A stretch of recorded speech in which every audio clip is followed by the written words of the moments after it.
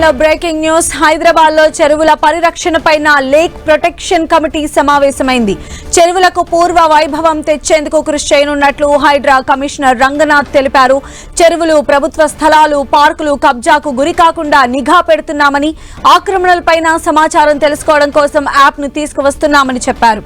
ఈ యాప్ లోనే ప్రజలు ఫిర్యాదు చేయొచ్చని, ఫిర్యాదులపైన క్షేత్రస్థాయి పరిశీలన తర్వాత చర్యలు తీసుకోనున్నట్లు రంగనాథ్ తెలిపారు.